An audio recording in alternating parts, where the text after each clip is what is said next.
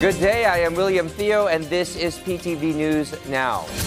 President Ferdinand R. Marcos Jr. presided a sectoral meeting earlier today at the Kalayaan Hall in Malacañang Palace that focuses on updates from the LTO. LTO Chief Attorney Vigor Mendoza assured the president that there would be no more backlogs in the release of driver's license cards and plates starting this July.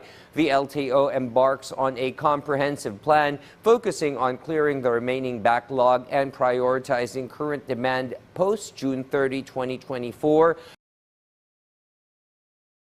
Production of license plates, it grew to 48,600 following its intensified operational efforts by shifting to a 24-hour, three-shift operation. In other news, Britain's King Charles handed over a senior military role to his son, Prince William. This marks a rare joint appearance for the pair as the king ramps up his return to public duties after his cancer diagnosis.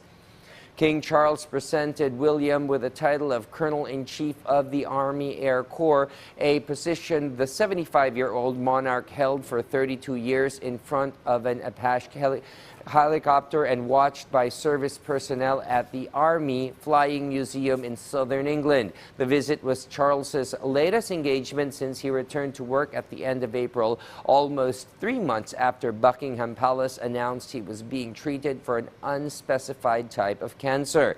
King Charles said he was sadly saying goodbye, but the Army Air Corps would not, from strength to strength under his son.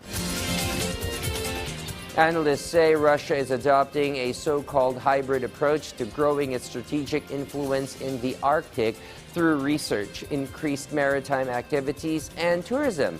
Henry Wilkins reports. Norwegian companies dominate the tourism industry in an archipelago approximately 600 kilometers north of the mainland. One company, Brim Explorer, is at the cutting edge, using hybrid electric engines for some of its vessels, among the first in the world to do so for tourism at sea. But Russia has also got its eyes set on the island's tourism industry. Because of Svalbard's unusual legal framework, countries other than Norway that are signatories to the century-old Svalbard Treaty are allowed to carry out economic activity here. Russia announced in April it would be sending its own boat, carrying tourists to the island. Asked how it could affect their business, Agnes Arnadottir, CEO of Brim Explorer, said, I don't think it will affect us, but of course I understand that the Russian settlements want to keep up their activity on the tourism side. Geopolitically, it's important to maintain activity in Svalbard.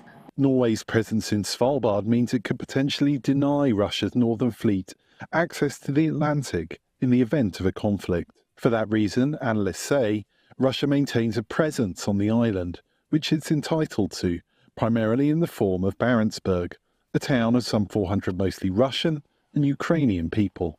Most military activity on Svalbard is banned under the treaty, but analysts say Russia is adopting a so-called hybrid approach to growing its influence here.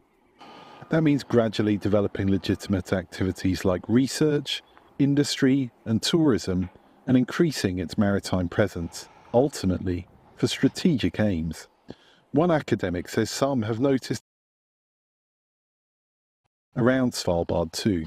Well, first of all, there have been these declarations, an official Russian declarations, which have been very critical on Norway, alleging that Norway is militarizing the islands, running NATO's errand, and so on. Quite strong wording, which is, of course, interpreted by people in it as a very hostile. John Fitcher-Hoffman, an assistant to the governor of Svalbard, a member of Norway's police security service, told VOA there are frequent minor infringements of regulations by Russians on the island, including misuse of helicopters, which should only be used to assist mining, and driving around with the vehicles in Barentsburg with Russian number plates instead of the Norwegian official number plates that they are supposed to have.